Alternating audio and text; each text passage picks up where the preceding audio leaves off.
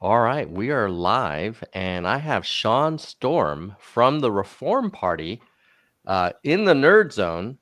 And, a lot of us on this channel have been talking about the Forward Party, but there is many other independent parties or alternative parties or third parties or just political parties that aren't Republicans or Democrats. And the Reform Party actually has a special place in my heart because my dad, who was never very politically interested. He kind of just observed it, but didn't really get super fired up. There was one time that he did, and that was when a gentleman by the name of Ross Perot ran for president. Yeah. And I was like, wow, you're for the first time like taking a strong position on a candidate. So it's great to have Shawn on the show now because Shawn's involved with the Reform Party. You're the national secretary, and you're joining us from Montana. So, first of all, welcome to the show, and hello, nerds. Hello, nerds. So, tell us about yourself, Shawn. I joined the Reform Party about 3 years ago. I was a Republican to start with, and moved because I grew up, my whole family has been Republicans, and I grew up believing that the whole point of the party was to reduce the size of government, be fiscally responsible, things of that sort. And especially over the course of the two previous administrations, it's been shown that that is not at all the drive behind the Republican Party. Under both current parties, we have had an expanse of the government. We just added another 80,000 IRS agents to the payroll. And our budget has gone completely out of control. You mentioned Ross Perot, and that was actually the first election I could vote in. And I was a staunch Perot supporter at the time until he dropped out. And then I began to have this feeling that it was a very wishy-washy candidate. So I went back to being following the GOP. In that time of 3 years, I have worked with our chairman, Mr. Nick Hensley, our treasurer, who used to be the chairman, David Cullison. Both of them are extremely knowledgeable individuals. Up to that time, I have not been heavily politically active. But the thing that enticed me is that the Reform Party has never really changed its core value of fiscal responsibility first, followed by social responsibilities. And that really appeals to me and always has. What you just described, fiscal responsibility, was a hallmark of the Republican Party. As you mentioned, we didn't talk about this, but many of my viewers know I used to be a Republican as well in the 90s and up until the early 2000s.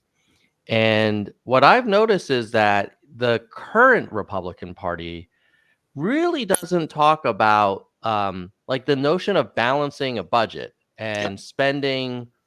Like, imagine a world where we actually spent something similar to what we brought in tax revenue, maybe even someday, the same amount or less. That's not really a thing in the modern Republican Party. It's more, I think, animated by other issues, like the defending against the woke this or that or guns, that kind of thing.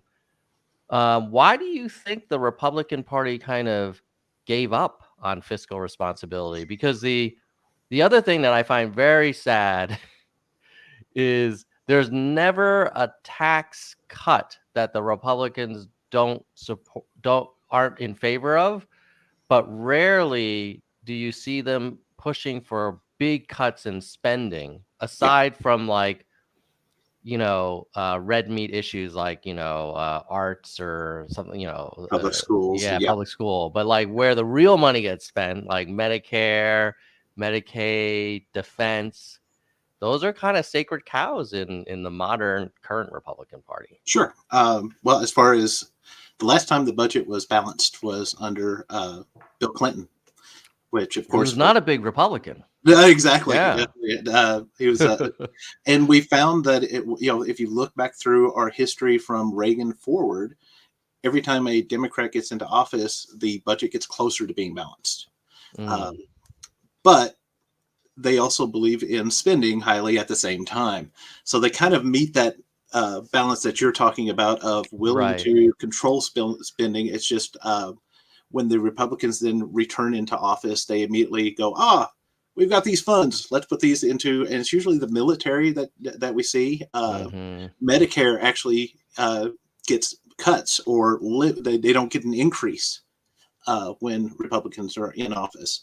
But I can Hmm. tell you why it doesn't get cut is because Republicans, their biggest demographic has always been the boomers, the generation before you and I. Hmm. Uh, so most of those are now on Medicare. So they don't want to cut their throats by taking their biggest supporters and saying, yes, your medical benefits are now even less than they were before. So instead, they try to keep it kind of steady where it was. On the other hand, the Democrats, which I respect quite a few of the measures that they try for, but in the to get things done, often it becomes skewed. A good example is ACA, the otherwise known as Obamacare. Hmm. In order to rush to get it done before they lost support in the Senate, they pushed it through, which caused a 9-month delay in new Medicaid applications being approved in 75% of the states. Uh, a lot of people that were uh, middle of the road, economically speaking, had trouble affording new insurance, or their insurance rates tripled because Hmm. of this rush. Um, what we look for in the Reform Party is to find, it's almost a utilitarian type view, but we don't want to call it that because that has quite a few negative connotations. But we want to find the maximum good for the maximum people with the least deficit being caused. Mm.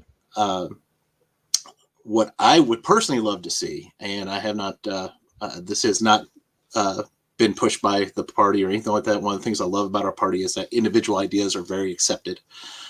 Is I would love to see us uh, cut our budget spending annually by a set percentage and start putting that towards our deficit and our uh, debt, national debt, to Hmm. get that down and shift the money around so that it's actually helping the citizens more than it is the industrial complex, the military complex, and things of that sort, which is where we tend to see most of our money going.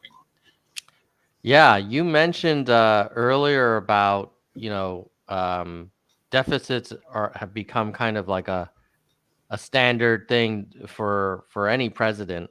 Yep. Here's a fun bar chart. To your point, Clinton, and in fairness, it was Clinton with, I think, a Republican-controlled, you know, legislative branch. Wasn't that maybe when Yes. Newt was in influence? So maybe that combo was useful. But many of the presidents after, or all of them, spent more than they took in, Yep. and the red ones don't perform that much better than the blue ones.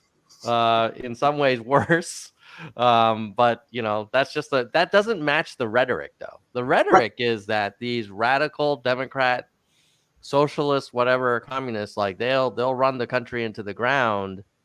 And at least historically, Republicans have not done a great job balancing the budget. I think they would argue that, that's because Republicans cut taxes and the benefits are going to be later on, that you'll make it up Yeah. down the road.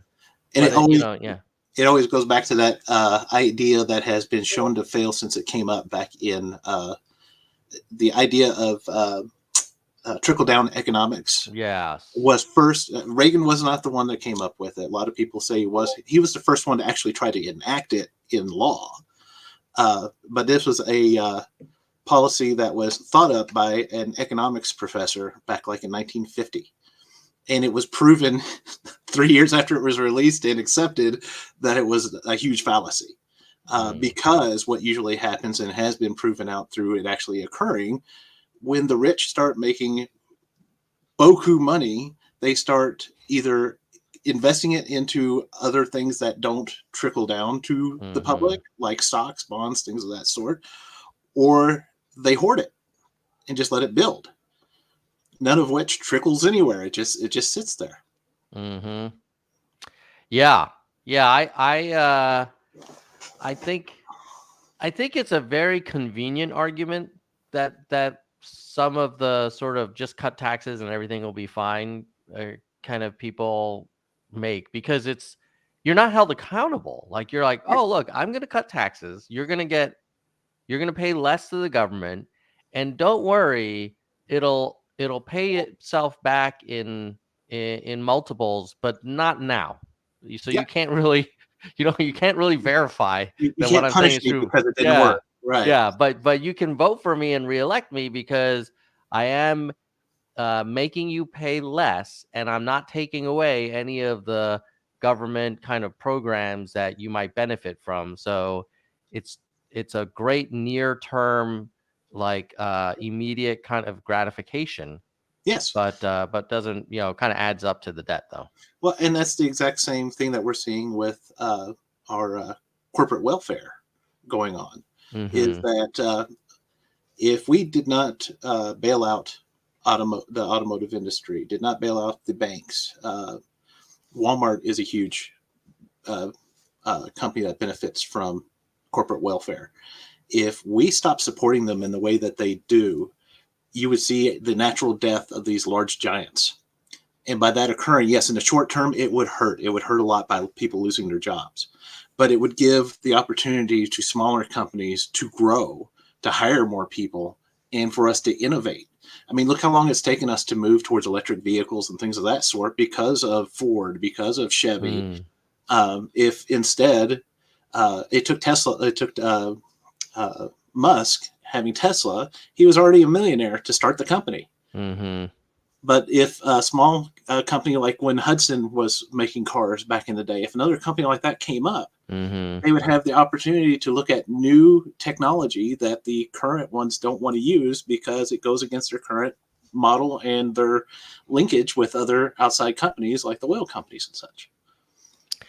Yeah, I mean, the current system seems to reward politicians who make friends with those. It's a bit of a kind of incestuous relationship, right? Like Oh, absolutely. these companies get the corporate welfare. They support the candidates that will preserve that.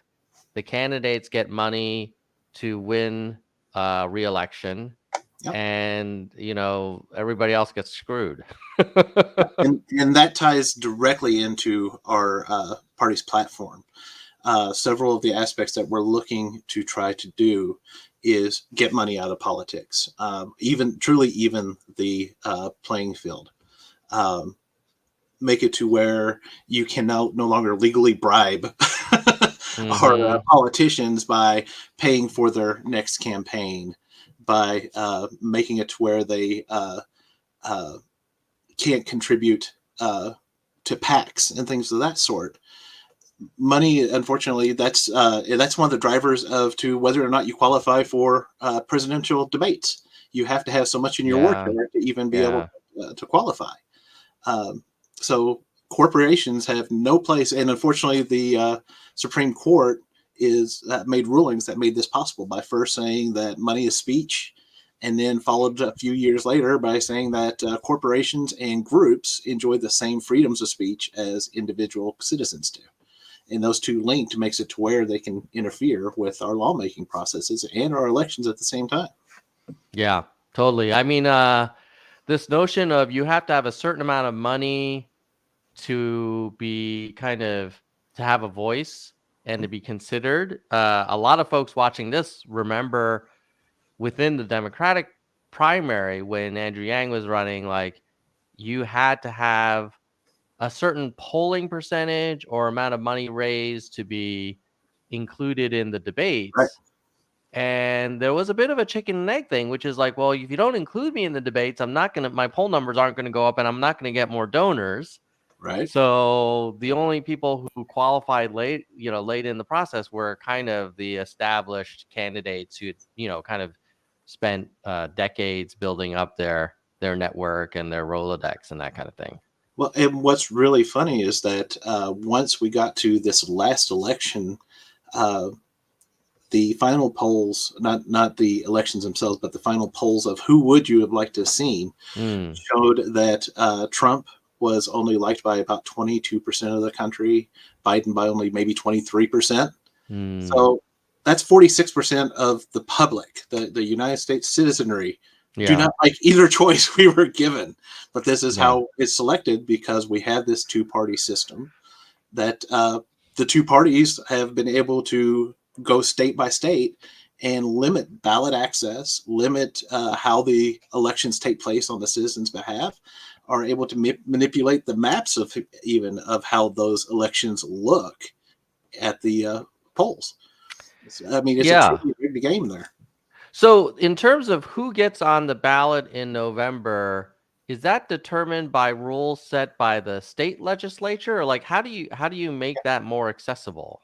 Yeah, like good example here in Montana. If I wanted to run for president, I would have to garner 1/3 of the no, not 1/3, 1/10 of the signatures of the candidate that won Montana, or 150,000 signatures from 90 of our 112 counties.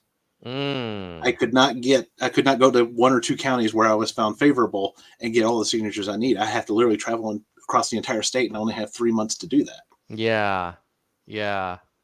What would be an alternative approach to? Because I think some people would say, like, well, you can't have a million names on the ballot in November. There's got to be some way to figure out, who's got a shot.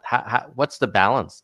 How do you strike that balance? Well, honestly, that's where processes like ranked choice voting, other options like that would work best, because you could have quite a few names on there. And what happens in ranked choice voting is that you get to vote for 5 people. This is my first choice. This is my second. This is my third. This is my fourth. My fifth. Whoever hits the most of the top 5, everybody else gets marked out. Then they sit there and be like, okay, let's find out who of those 5 have the top 1 and 2 spots. They whittle it down that way. It's not you go voting 7 or 8 times. You vote one time for 5 people.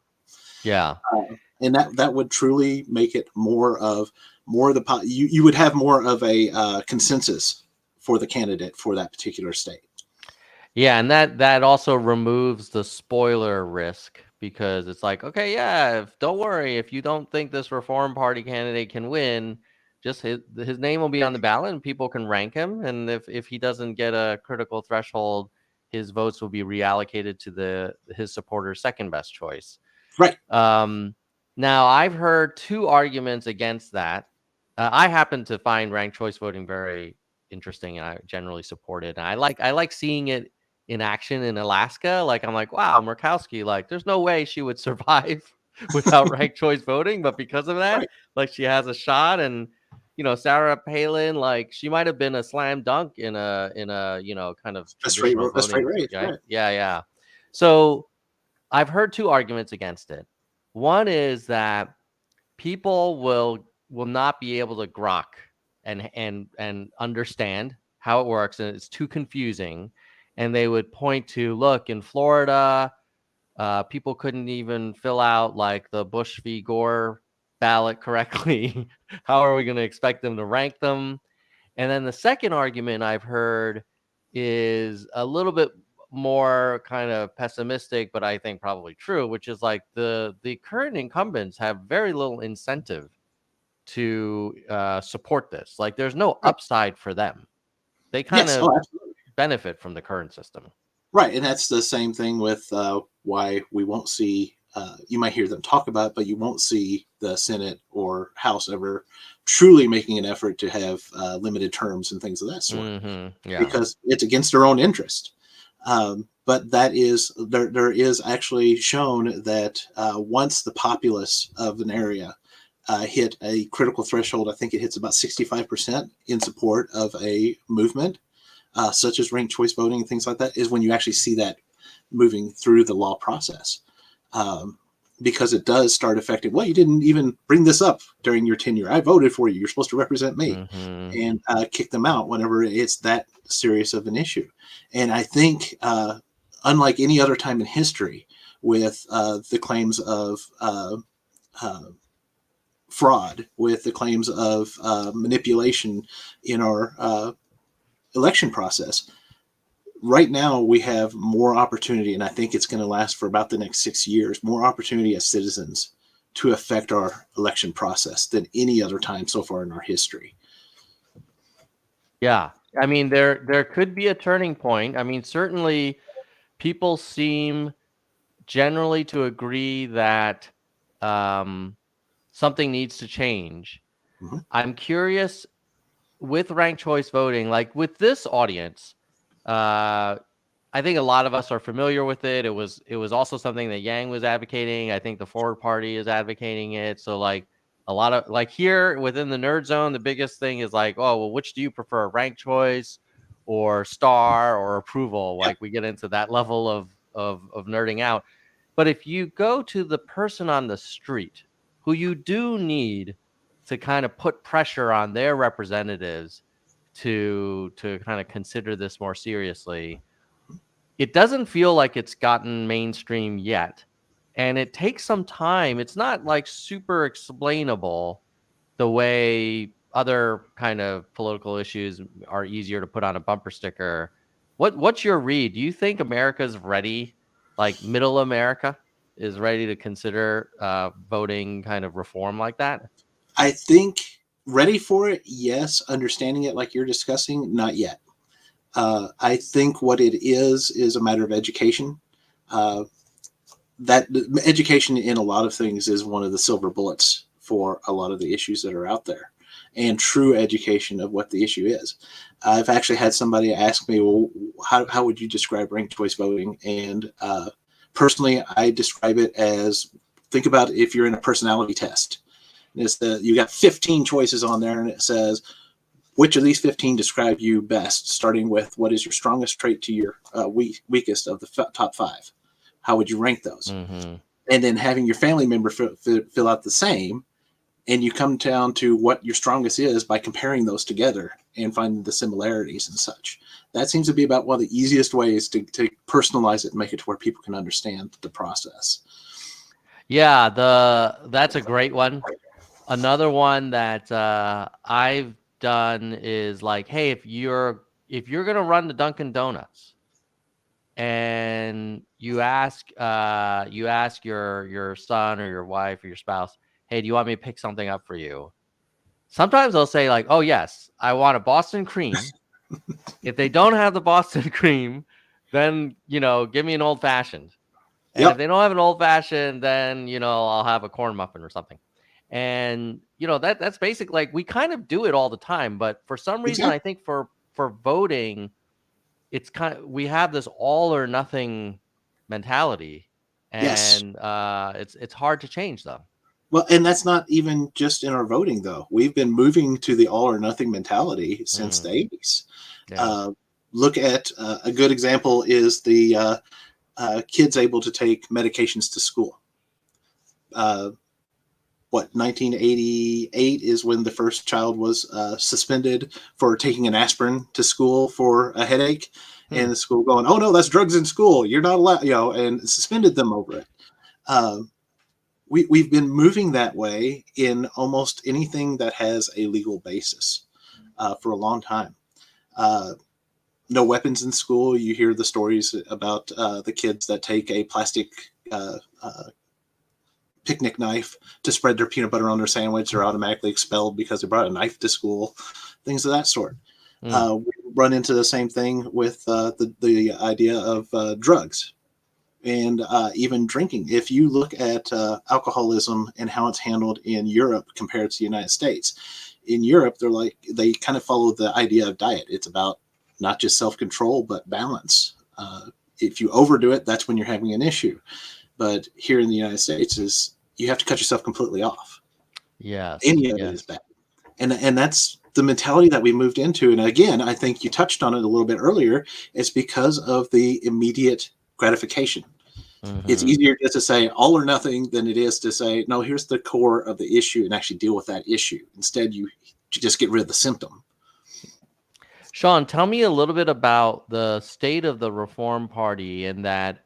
I mean, I remember when Ross Perot ran, he got something like some 15 to 20%. Like it was a significant, like Yeah. one out of every, 5 or 6 people who voted for not a Republican or a Democrat Yep. in a general election.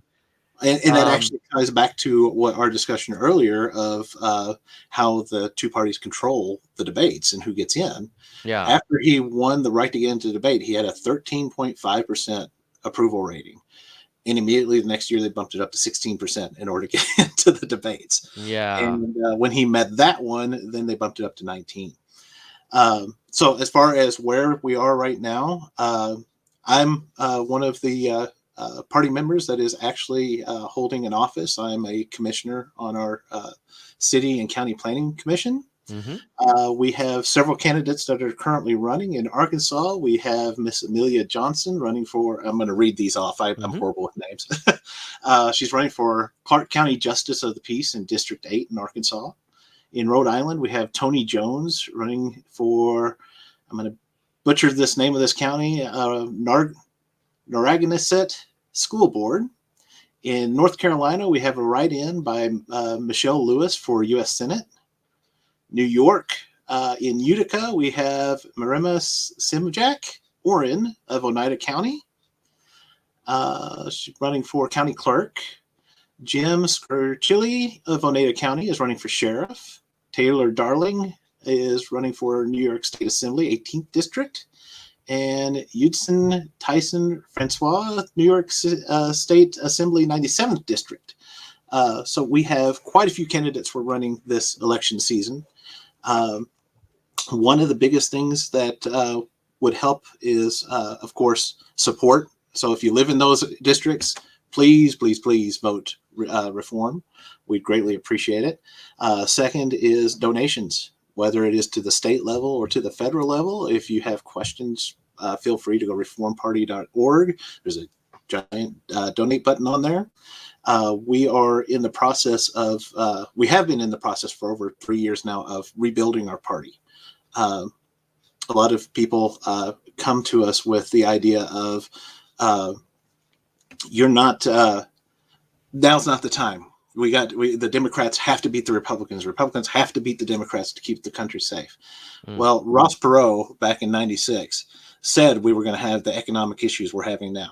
Said we were going to have the social discords because of how much our social issues are pushed to the forefront by the political parties, which has all come true. We haven't moved away from that, but what we have moved away from is we no longer look for figureheads to run our party. I am a working stiff. I'm a director of Revenue Cycle. Our chairman, Nicholas Hensley, he's a manager for grocery stores. We are out in the working world. We volunteer our time. We do not get paid to run this party and to try to find solutions that would work for people. We try to find the solutions that work for us, talk with other members in our own party saying, hey, this is what we're running into. Are you? How do you think we should fix it? And coming up with solutions that way instead of going, oh, no, if we cut all this. When you go to work, how many different ways do you know to get to your job?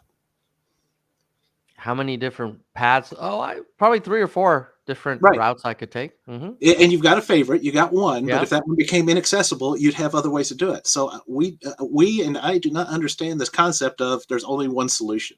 That is a bold-faced lie. There's always other ways to get to the final solution.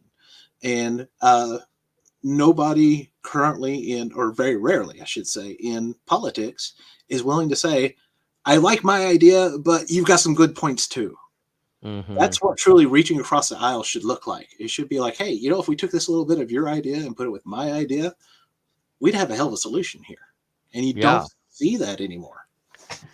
So, Shawn, let me ask you this. When you were listing some of the candidates running as Reform Party candidates, if I were a voter in one of those districts and I see the parentheses reform, as a party affiliation, what should I associate with that? Because like if someone has an R today, I kind of have a sense. I know that what the MAGA kind of folks believe in. If they have a D, I kind of have a sense of where the Democrats are going. How should, like, what are a few words that would describe the Reform Party? Personal and ethical responsibility through public service. Mm.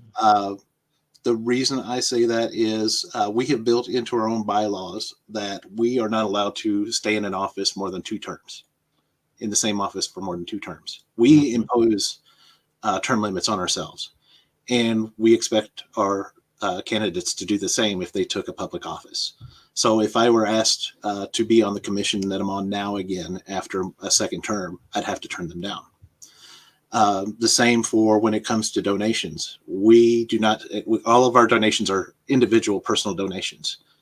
Could we be approached by a PAC and say, hey, give us a lot of money? Well, sure, that would make our coffers look great, but it goes expressly against what we believe. So you would turn down a PAC that brought you a $10 million check? Yes, sir. I believe we would. Oh, wow. Yeah. So you guys are putting your money where your mouth is, for sure. Now, so is your strategy to start at the local level and work your way up, or do you plan to field national candidates soon, or what's the kind of plan? Well, absolutely. We want to run national candidates. Like I said, we have Michelle Lewis, who's running for U.S. Senate. But we don't necessarily expect to win those straight away. Because, like I said, the problem that we've run to in the past with Perot, with several of our other candidates in our history, we had figureheads, and we built our party around that personality rather than shoring up our core, our base. And that's why the Reform Party shrank as much as it did for so long.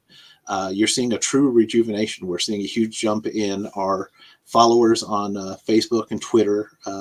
We're about to start doing some TikTok videos, man on the street type things, showing this is what we believe. Would you be for or against it? Oh, by the way, this is the Reform Party that has this belief. Right? And because of that, building that foundation first, then we can get to the state level to make those changes we need so that it'd be easier, not just for the Reform Party, but for others to make it to the national level. If we had just 12 representatives from third parties in the House of Representatives, we could change policy, because the 2 main forces would need to come to us to make that swing. Yeah, you be the Joe Manchin. Exactly. In the Senate, we need 2. Yeah. So totally makes sense. Let me ask you, when you talk about fiscal and ethically responsible principles, let's apply them to some kind of specific hot button topics. And I'm just curious to see, like, okay, well, how would that land for, let's say, gun control or gun regulation? What would be a fiscally and ethically responsible approach to the purchase and use of firearms in the country? Well, first of all, I'm a proud gun owner, and I'm about to probably be hunted by the NRA with this comment. I support background checks, universal background checks, even between sale of individuals. But I believe that those background checks should not cost the seller or buyer a thing, and that they should be all but instantaneously. There's in this day and age of instant information, there's no reason why there should be a delay. Then I also think, as is proven with because a lot of people use the argument of any type of limitation on the Second Amendment, they'll compare it to the First. But there are limitations in the First. You're not allowed to go into a movie theater and scream fire. You're not allowed to write a book with instructions that are hate-based and how to carry out terroristic activities and not be held responsible for putting that information out there for others to influence and to give people direction on how to do that. So I feel that the same holds true with the Second Amendment. If you own a firearm, you should be trained in its safe use and your responsibilities thereof. You don't get a car license and then just shoved into a car. You have to take a test. You have to know what you're doing with it. And I think it's only responsible for the same with firearms. And again, because it is a protected right, it cannot cost a citizen a cent to do it. That cost should be carried on to the gun seller. Okay, let's do another one. What Sure. is the ethically and fiscally responsible approach to um, any kind of regulations affecting a woman who desires to get an abortion?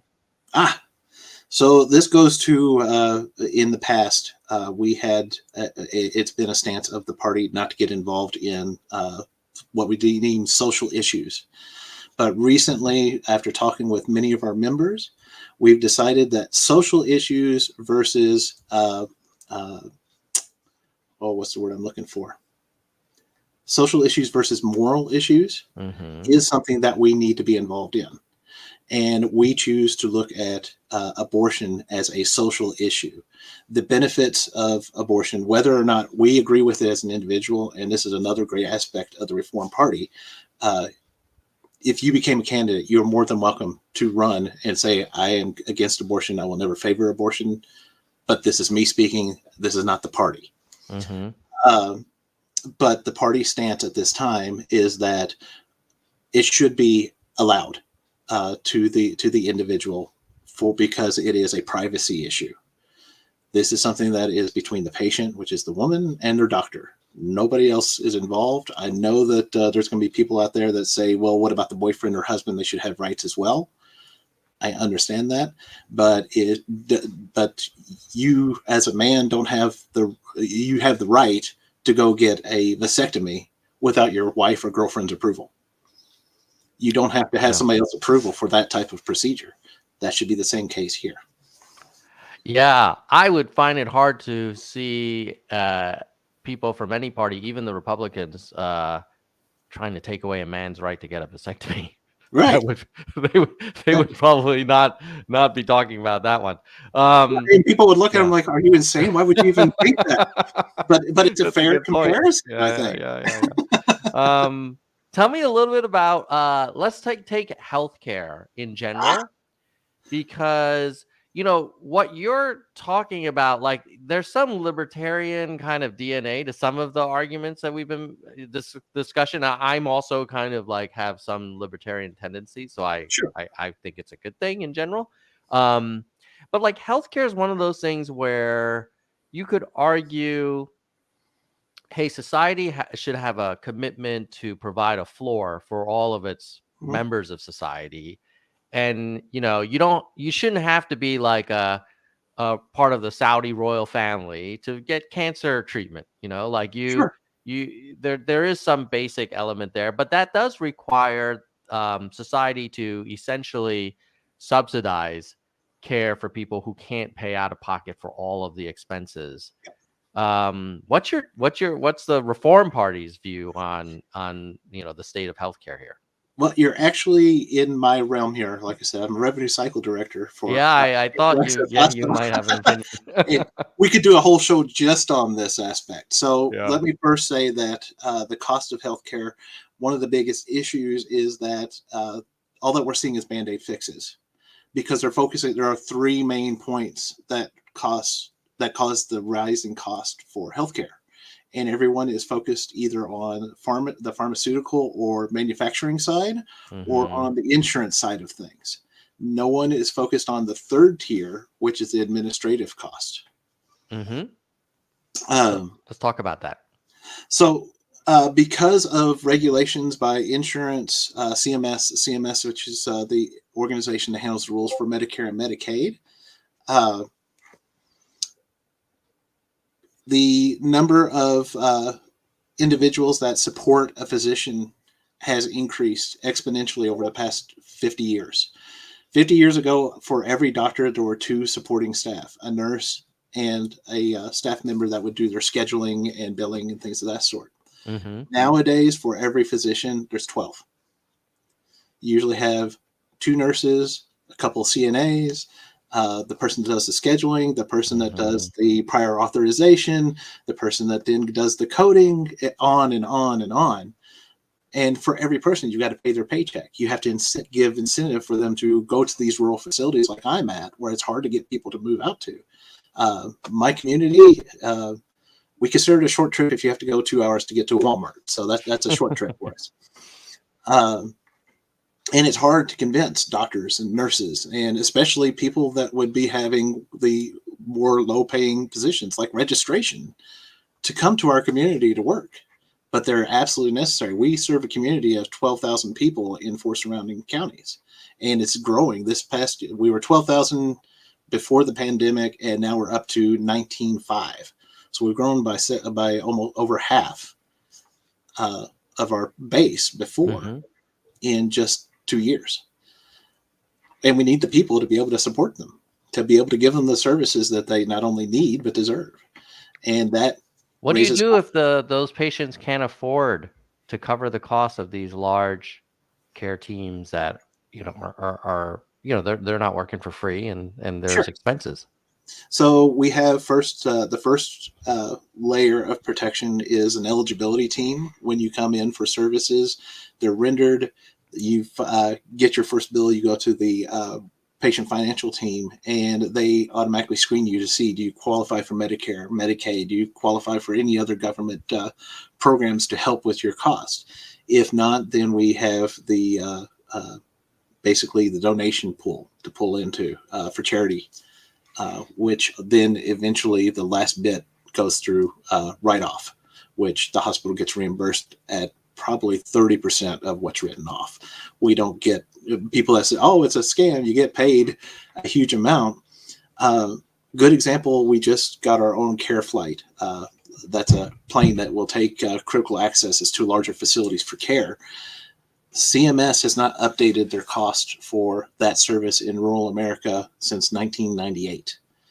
So they are having us fly a patient out that should cost $40,000 just for the plane, for the fuel, for the individuals doing the flight, and the nurse, because it's a specially trained nurse to handle that type of motion and critical care patients. It should cost $40,000. We're getting reimbursed $23,000. So it doesn't even pay for the service. So then we have to raise the cost when it comes to commercial insurances and self-pay patients to be able to afford to keep that plane in the air and the people that operate it. So it's all 3 of those points that I told you about: the administration, the insurance, and the pharmaceutical or manufacturing, really tie together. If you don't attack all 3, then you're putting just a Band-Aid on it, because the cost is then going to still increase on the other 2 points. So does the Reform Party have a particular stance on healthcare, at least federal kind of healthcare programs? I mean, my understanding for the Republicans, but the Democrats are pretty clear, at least the most kind of activist Democrats are generally seem to be big supporters of Medicare for all. Right. And then the Republicans, it's harder to summarize their position. Definitely the statement is they're against socialism, but they also will say the Democrats are going to take away your Medicare, which is a government program the last time I checked. Right. But I think their big thing with the Republicans is having more competition between state lines for insurance, and that will solve all our problems. And then, of course, when Trump was president, he promised a health care plan that would be half the cost of Obamacare, but would give you better health care. We have not yet seen that Trump health care proposal yet. It's been a few years.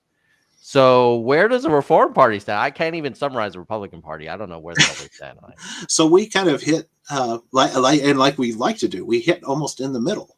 We would have no problem with there being a universal health care plan available with commercial, kind of like what ACA started to try to do. Right. But that we take a lot of the power away from the insurance companies. We get them out of the way of the contact between the patient and the service. In other words, we cut back on how right now CMS had discussed before the pandemic adding over 250 procedures that would require a prior authorization, which would slow procedures being done by 3 days to 2 weeks. we want to cut that back in commercial insurances as well. A good example is in my facility, we've had somebody come in with an obviously blown ACL, the tendon in the knee. And the physician wanted to have an MRI done to prove that the surgery is going to be required to fix that tendon.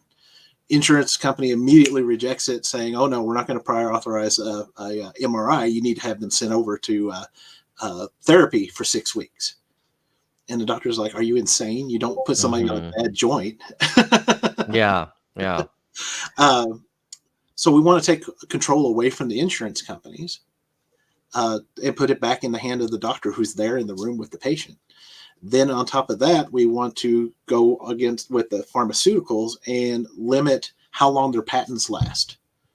So that way they can recoup their money in the beginning, but then prices will end up dropping within a lot less time. Right now, the patent on pharmaceuticals is over 20 years.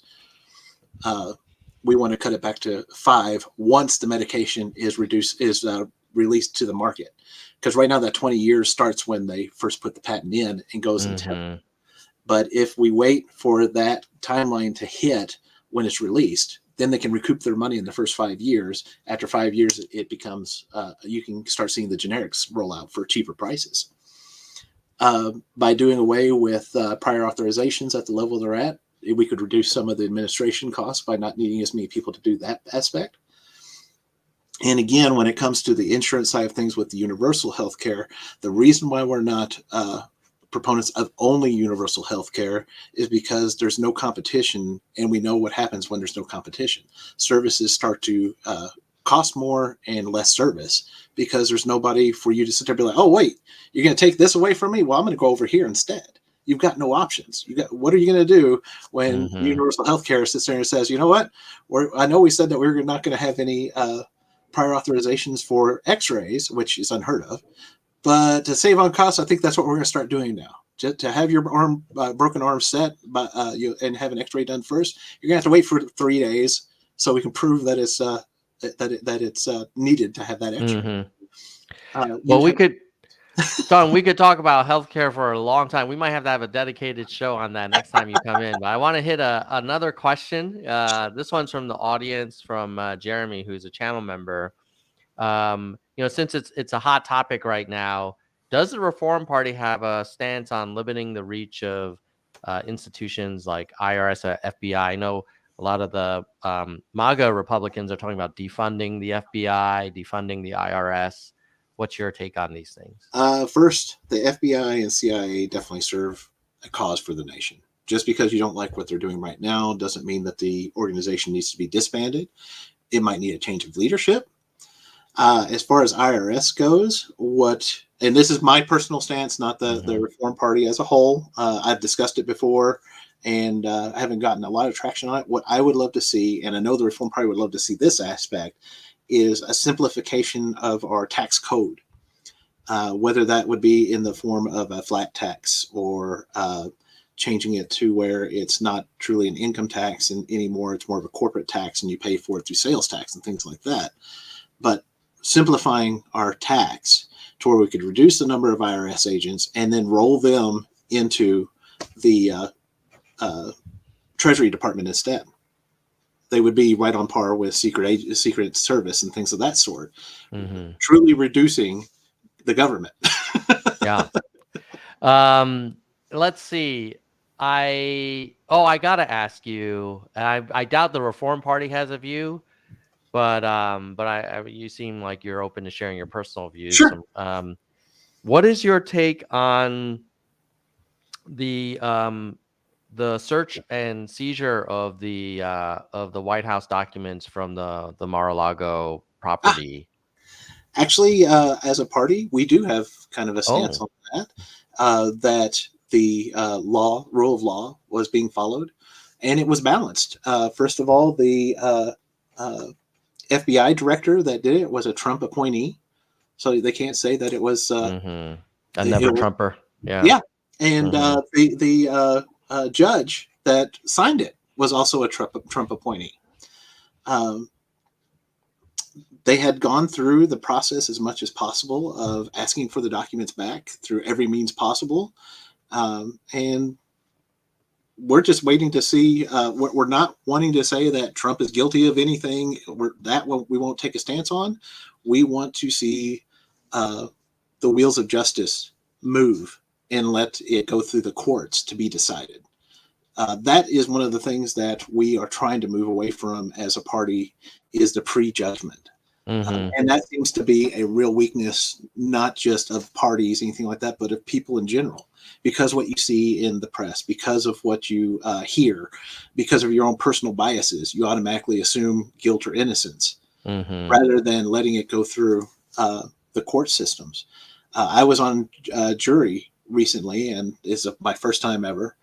And it is amazing how much information is released in court that never makes it to the public ear.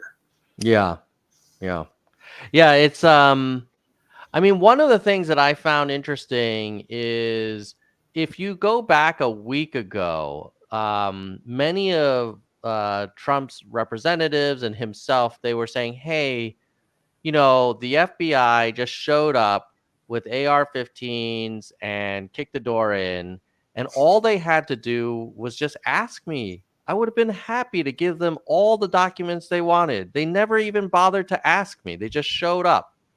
But now that they've released some of the stuff has been released, some of it's been redacted, but it does seem like he was asked Many times. many times.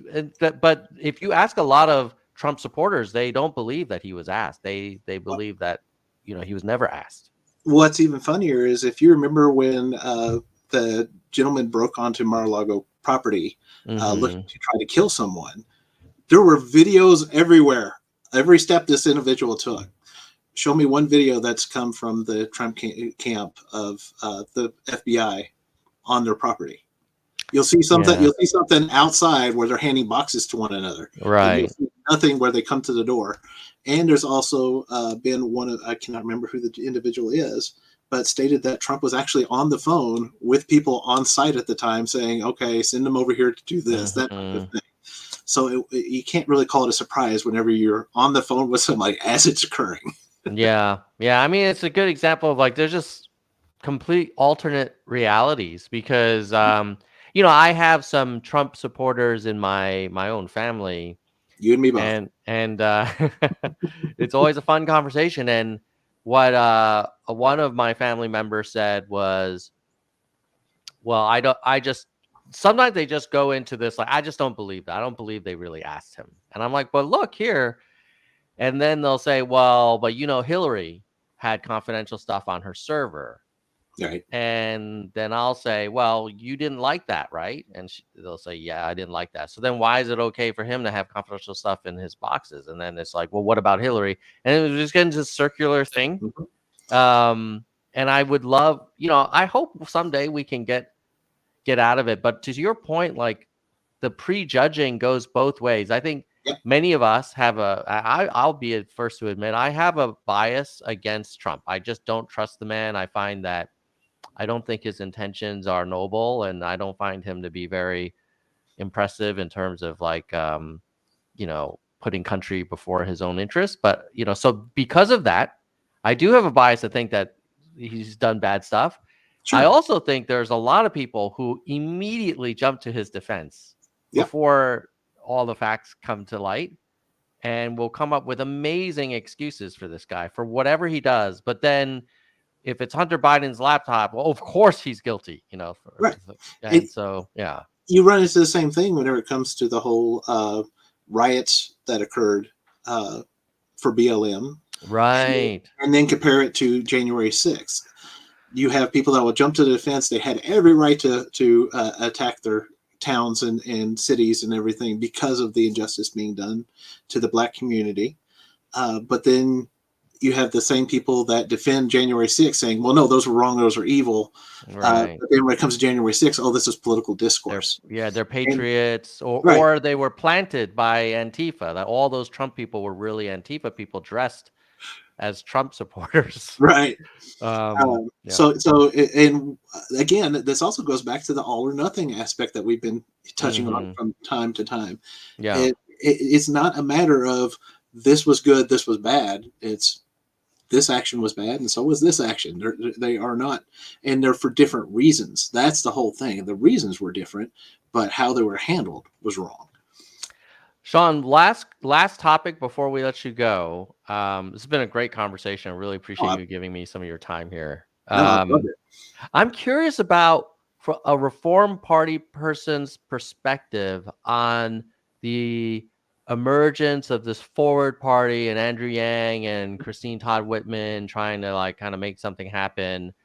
I would imagine on the one hand, there's some kinship there because I think both Forward and Reform feel like the two options are not sufficient. There's all these problems, and I think both are in favor of voting reform and election reform. On the other hand, I would imagine you probably feel like, oh no, now we're splintering options too much, or like how do you feel about like these new parties when they get talked about? Actually, I do really appreciate that the Forward Party's there. First of all, because it gives more of a voice to us other third parties. Mm-hmm. Are they competition? Sure, absolutely. But do you know how many are deemed a good number of parties for our government to actually have in power? Oh, I don't know, but I would love to get it to a place where there's at least like 4 or 5. Yep. 7 it has been Hmm. deemed what would work best because it would give more representation between the things. So we welcome other parties existing. And we're definitely not going to pull the spoiler card here. You know, Yeah, that would be ironic. yeah, exactly, because that's what Perot was accused of many times by Republicans. So we are very glad they're there. We think that we can and will win over many of the Forward Party members over time Mm-hmm. as they realize how our party probably more aligns and always has with a lot of the aspects that the Forward Party speaks to. They are doing right now, and I'm again very glad that the voice is there through Yang, but they're building this party around a figurehead, which is the mistake we made with Perot. With Perot. Right. And so, they, God love them if they stick around for the same 30 years that we have. Mm-hmm. Mm-hmm. But they run the danger of many of the lesser parties of once Yang either moves away or something happens to where, God forbid, the man's not available anymore. What happens then? Who takes the reign? What's going to continue to build that party? That's why it's important to do the grassroots part, which is what we're focusing on currently. Which brings me back to the whole reason why I'm actually here is to invite people to look into the Reform Party. Please join us. We greatly looking for more talent for anybody that is looking for balance within their community and within the national level. We ask for any donations possible. One of the donations, if you go to our website, it is an ugly piece right at the moment. The thing is probably 20 years out of date, and we are seeking donations currently. We're trying to get up over $5,000 currently to revamp our website to current levels. So even if you're not wanting to become a Reform Party, we ask that you please donate. That would be great for us.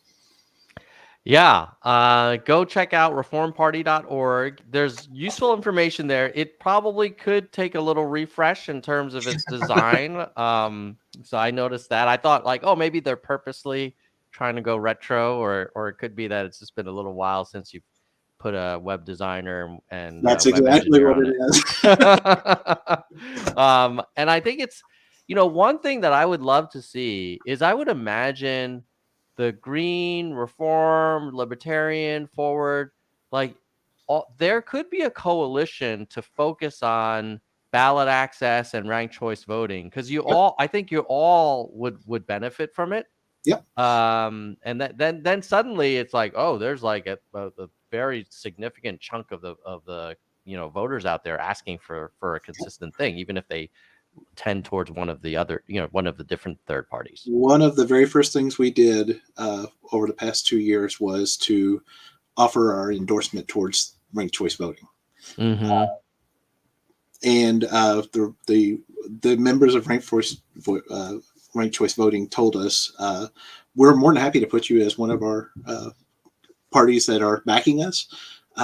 but we can't endorse a party because we need to Yeah. reach out to other parties as well, and we completely understand that. But just having our name on there is an absolute pleasure for us. Yeah, that's great. Well, everybody watching this, I hope you've enjoyed this chat. I feel like we covered a lot of really great topics, and it's so cool to hear about what the Reform Party is working on. And it sounds like you guys are going to get your second win or third wind, and make another run at it. And I think all of this talk about the Forward Party will kind of make people think about other third parties as well. Yes, And if they can work together and form a coalition on certain issues like RCV, that would be amazing. I completely agree. Yeah, yeah. And so, Shawn, anything else you want to share before we wrap up? Just remember that there's no such thing as a wasted vote. That is the biggest lie that you could ever be told or tell someone else. Every vote counts. There's no such thing as a spoiler. If you voted for a candidate that lost to someone else, the candidate that won failed to do their job and convince you they were the one for the job for you. Agree. Yeah. Oh, I know we were about to wrap, but I have a member question here Sure. from Vaughn, asking about universal basic income. I mean, you could argue that's a really interesting, innovative, personally and ethically responsible approach to how to provide a floor while protecting people's choice and letting them allocate their resources the way that makes sense for them versus, kind of a more heavy-handed approach. Sure. Has a Reform Party looked at basic income as a topic? Yeah, we've discussed it, but we don't have a consensus on that aspect. We would rather see, first of all, that poverty be honestly defined in government. Right now, poverty for a single person is listed at $12,900, where it has been proven that it costs $33,500 just to survive in most places in the United States. So why is our poverty level not set at 30,500 or 33,500? Anything below Mm-hmm. that, you're in poverty. Why? Because if they did that, they'd suddenly have 7.5 million more poor people, and that doesn't look Mm-hmm. good for anybody. Um, Secondly, we would like to see this handled more by the corporate side. Take away, like we discussed before, corporate welfare, and instead tax higher on corporations that refuse to pay their employees a livable wage. Make the corporations pay for that person's survival if they're not willing to pay them up front for their living wage. All right. Well, we'll have to continue that convo. I don't want to go into a super long UBI debate. I'm very tempted to make counterpoints on that one, Sure, but the good news is I feel like the Reform Party is open to discussing these things, exactly. Like I said, and yeah. no one solution is the perfect one. Yeah, yeah, yeah. I love it. Well, with that, I think I'm going to thank you for coming on to the show, Shawn, and say goodbye, nerds. Goodbye, nerds. Thanks, buddy. I'll Take talk to you care. later. Yes, sir. All right. So that was Shawn from the Reform Party. Cool dude. I like that guy. Um, and the Reform Party is a little bit like the Converse High Tops of third parties. So it's kind of neat hearing what they're up to, and hopefully there's going to be some joint work in the future between Reform and Forward, at least on RCV, because it definitely sounds like he's all for that. So let's see. We want to thank the people who make this content possible. So if you enjoyed this conversation and you're wondering, hey, how do I help this little channel out and basically help cover some of the costs? Basically, you can hit the join link on YouTube, and you can become a member. And in fact, in I think mid-September, we're going to actually have a members-only panel discussion that we'll live stream, so anyone can watch it, but you have to be a member to participate and be on the show on video and be a member of the panel discussion. Who is currently eligible for that members-only panel discussion, and who helps make this content possible? Let us start with our biggest supporter, which is, so when you join, you'll see different levels. Our highest level supporter is Soldier One. So Soldier One is a senior vice president, and I'll flash his name on the screen now. So thank you, Soldier One, for hooking the Nerd Nation up. And then underneath Soldier One, you have our VPs, which are Bike and Kristen Slevin. Kristen's been a supporter of the channel for darn near 3 years. So thank you, Kristen and Bike. Then you've got the hardcore. In order of membership, Gene, David, DK, Jackalego, Kirsch, Mr. History, Mona, Vaughn, who's in the chat, Yang, Robert, Dean, Stat, Galessa, Jay Perrin, AH, Dana, Jason, Parth, Daniel. Also, StreamYard helps with our streaming costs. So appreciate that, StreamYard. And then on the verified, these guys, they support our channel and it only costs them $1.99 a month. So you could be a verified nerd as well. Starting with our oldest members, Lisa, Albert, Brandon, Erez, Sophia, Doris, Emerald, Ben, Rasta, James, Emma, Hui, Elizabeth, Ira, Shoni, Jameson, Dr. William, Karen, Ardent, Zemery, Mai, Brittany, Warren, Juana. I think Juana Seymour is in the chat. Lucky, Kevin, Nell, Toby, and Jeremy. And overall, let me just shout out who are our oldest nerds and our youngest nerds. So our oldest nerds are Lisa, Jean, and Kristen. And our youngest nerds, people who just joined in the last few months, are Jeremy Sammons, Toby, and Daniel. So those are the members that make the channel possible. If you are thinking about looking for candidates that are, whoa, autofocus. Freaking Logitech. I turned autofocus off. Like it's kind of crisp. Whatever. The show must go on, right? If you are thinking, oh, Jeremy, 199 gang. Appreciate it, Jeremy. Okay. If you're thinking about, hey, November's coming around the corner. Is there anyone interesting? Because Yang's not on the ballot this November. Who's out there? Go to ofthepeople.us. It's kind of like Yelp for political candidates. And I just want to shout out who are the trending candidates on OTP right now. And you can vote up your favorites and affect the trending order. But and if you know a candidate that isn't listed, they can list themselves in about 3 minutes. Ooh, we got a super chat. I haven't had a super chat in so long. Nicholas. So that's another way. If you don't want to become a member, you do a one-time thing.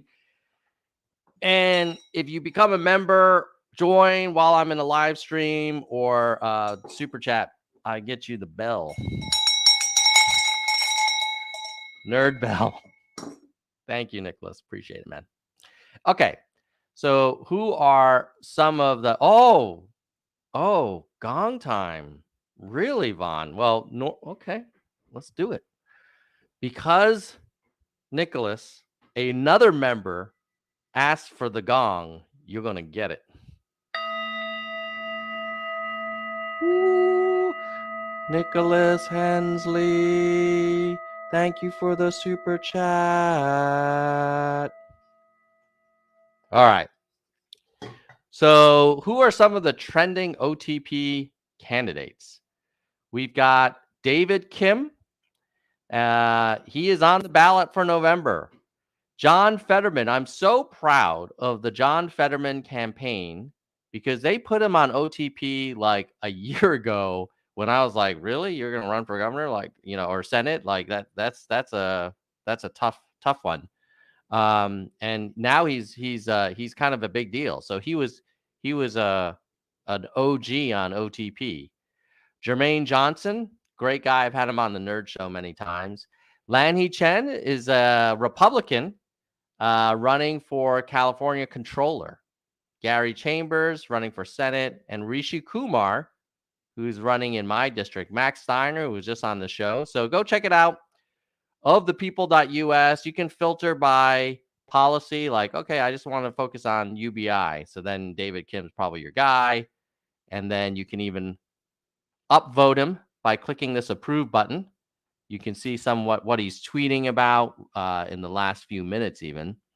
And then you can also see similar candidates. Oh, if you like Jay Chen, you may want to consider Robert Garcia as well. So OTP, all volunteer effort, and people who there's donors who support the development work for ofthepeople.us, and they support us on Patreon. You can become a Patreon supporter of OTP very easily by just clicking on accelerate this project in the OTP site of thepeople.us. But let me just give a quick thank you to the biggest Patreon supporters: Eric Sanchez, Tohir T, Elizabeth O, Tony P, Rockout, Iggy, Aaron S, John P, Rob, Timothy J, Jessica G, Trickle Up, Muhan Z, Travis C, Austin B, Mai Z, and Dylan JS. So, oh shit, we got another super chat. I love it. David, that was a lot of fun. So David was very active in the live chat. So if you're watching this on replay on YouTube, make sure you go to the live chat replay, and you can see David, who I think he's in the Reform Party, because he was talking a lot about Reform Party stuff. So we're going to give you a gong for the super chat, David. And I think David was alluding to like openness to learning more, discussing UBI as a potential topic for the Reform Party. So that was really cool to see. Time for the cow. My God, I've got all these requests.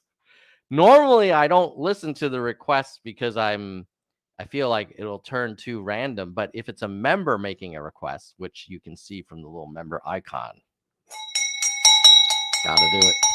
gotta do it. Oh, shoot. David, wait a minute. David saying, oh, you've been a Reform Party member since 2001. That's old school. Good for you, man. Bond says he was, I'm guessing, in U.S. military in South Korea. I think, I don't know, but you might have been just in South Korea, which is a very cool place. All right, so don't forget, if you're like, hey, this guy keeps asking for us to join as members, or he keeps asking us to give him super chats, I like the content, I just don't have, the spare change right now. Get that? Here's the next best thing you can do. Like and share this live stream or this replay video, and then comment below if there are topics or guests that you'd like me to include. Oh yes, U.S. Army. Thank you for your service, Vaughn. Vaughn, I hope you can join us for the members panel discussion. I think we agreed. I did a post on the YouTube community tab, just members only. And I think I just proposed a date, which is September 18th at 10 a.m. Pacific. We'll be having a members-only panel discussion. So I'll invite a bunch of Nerds for Humanity channel members. I'll give you a secret link to join, and then you'll be in the live stream, live video and audio.